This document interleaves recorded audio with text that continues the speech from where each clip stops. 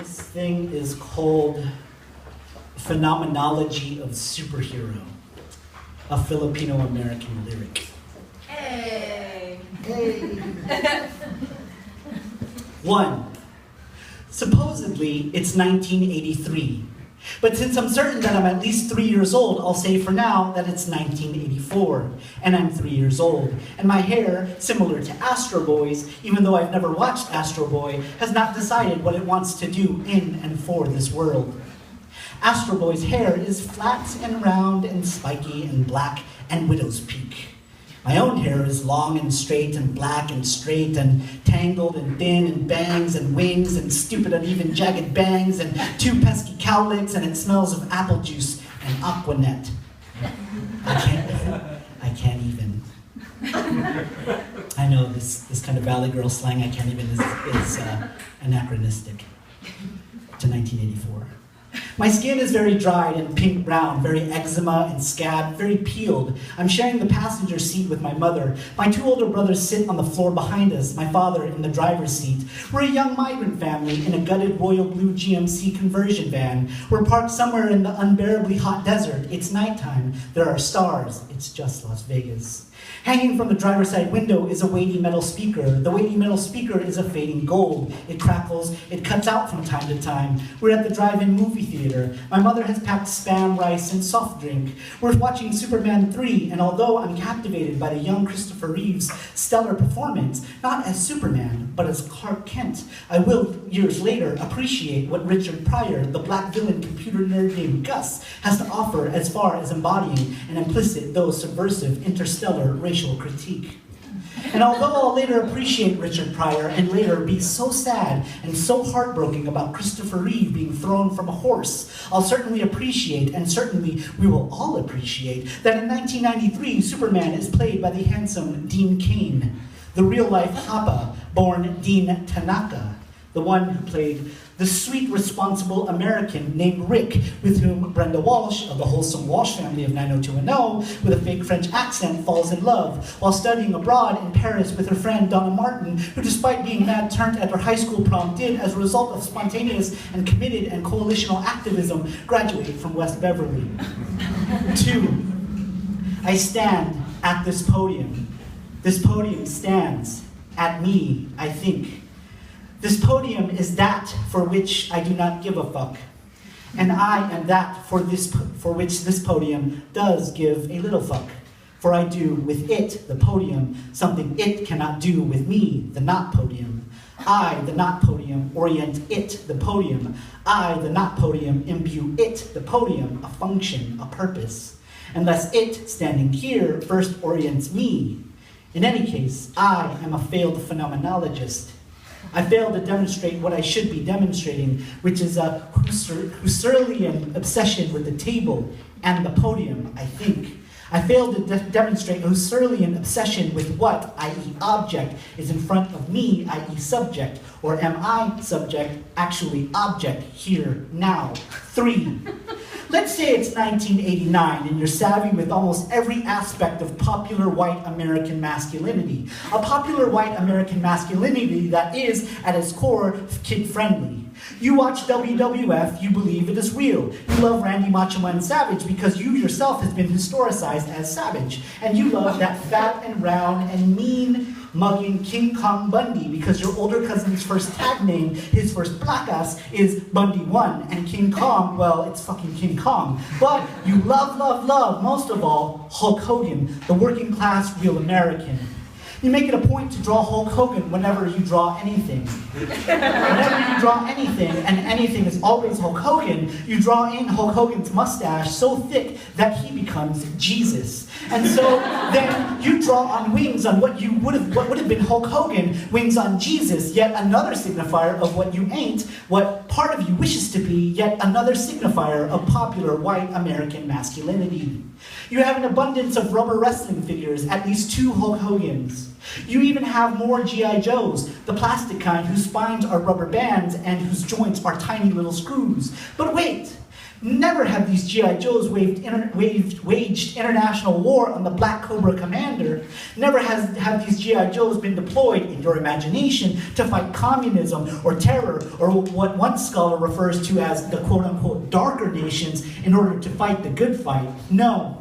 These G.I. Joes instead get lined up against the wall, hands locked behind their heads. Some stand, some kneel. Which one has the crack rock? Which one threw the stones at the patrol car? You make one G.I. Joe the police officer, stopping and frisking the good and the new, the good old and the new days. It is 1989, the year after the movie Colors is released. Sean Penn plays the young studly pig Pac-Man, not Pac-Man Manny Pac-Man, the tragic though Christianly homophobic hero of your later years, but Pac-Man who chases down Bloods, Crips, and 21st Street essays, one of whom you swear is really white, and one of whom, the one named Larry, is black. A black essay, a black vato, who probably, now that you think about it, is Afro-Latino. It is 1989, you watch Do the Right Thing, and that white cop, that piggity pig, like a wrestler, chokes Radio Raheem to death. These are the scenes of your G.I. Joes. If your G.I. Joes are profiled gangsters, then who are your heroes? Who are your superheroes?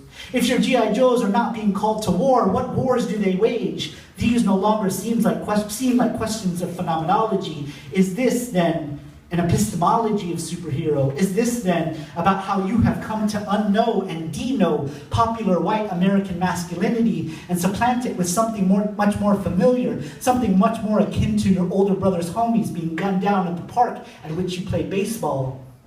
4.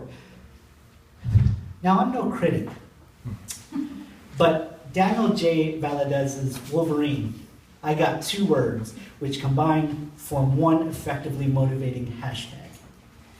Fitspo. Fitness inspiration?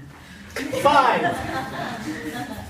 That's the extent of my engagement as an art critic. This podium stands, and I stand among art, portraits, superheroes. In queer phenomenology, orientations, objects, others, theorist Sarah Ahmed suggests that knowing and being is not solely about that which remains in front of us. Sarah Ahmed suggests that we attend to what is behind, to that which is in the background. So, writes Sarah Ahmed, if phenomenology is to attend to the background, it might do so by giving account of the conditions of emergence for something, which would not necessarily be available in how that thing presents itself to consciousness. What, then, are the conditions of emergence of me, of you, of superhero? 6.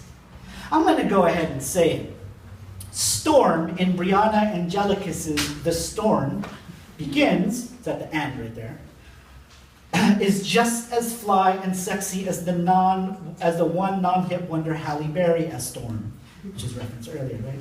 I'll go ahead and say that Angelicus's Storm is racially ambiguous. To say such a thing, that this depiction of Storm is racially ambiguous, I understand, reifies racialized and colonial understandings of what is fly and what is sexy. Nonetheless, I've said it at this podium. 7. Dear Scott Holloway, you make Aquaman, Aqua do not fuck with me. Can I ask you an honest question, though? I don't know if Scott's here. I know nothing about Aquaman, but when my nephew, the one who really wanted my thinning and faded and ratty and almost transparent Superman blanket that I've had since that 1984 evening at the drive-in, when he was 8 years old, he's 10 now, he told me that Aquaman was the wackest, most useless superhero. What power, my nephew asked, does Aquaman possess?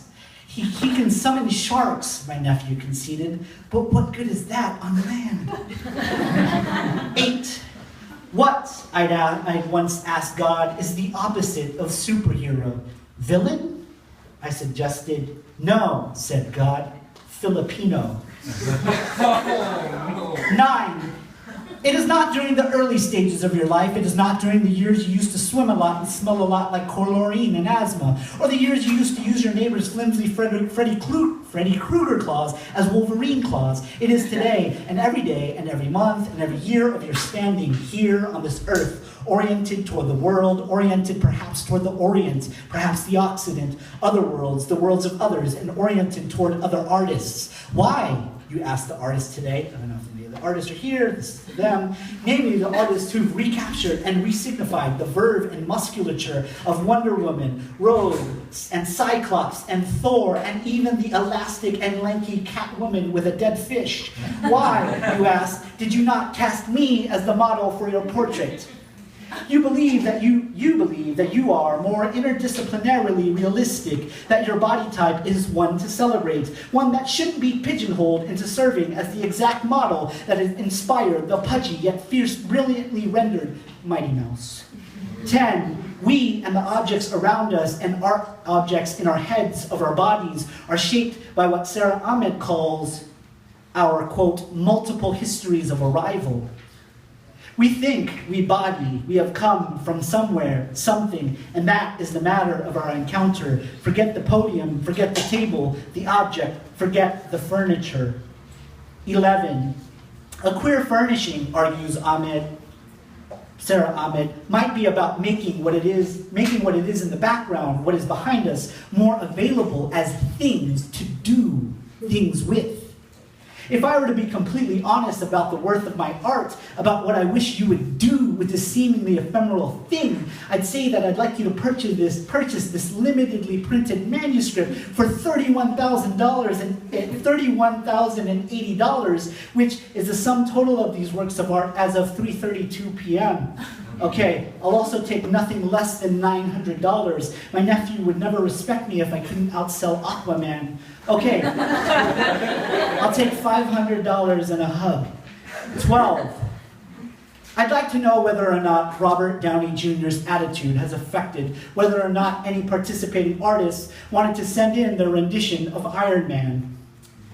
And whether or not that precluded any attempt to render James Rhodes, who fortunately for everyone is played by the king Don Cheadle, who also plays the technology-infatuated porn star Buck Swope in Boogie Nights, bag of donuts in hand, blood on his face. Don Cheadle, you should know, was also in the 1988 movie Colors, in which he played Rocket, leader of the Crips, who wears his plaid long sleeve with only the top button fastened, which to me is silly and an historical error because only the Vatos had it like that.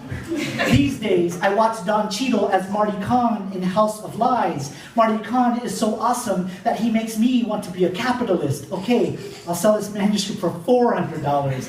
In House of Lies, Marty Kahn has sex with once and impregnates the character Jeannie, played by Kristen Bell, who is the voice of Anna, who is the little sister in Frozen, a movie that is adored by my 3-year-old niece and me, us, whose heroines are the Rapunzels of the world. I'm actually a fan of Mandy Moore. These, the signifiers of a popular, white, American, heteronormative femininity, which too is the opposite of Filipino, Filipina, I think, I body. Thank you.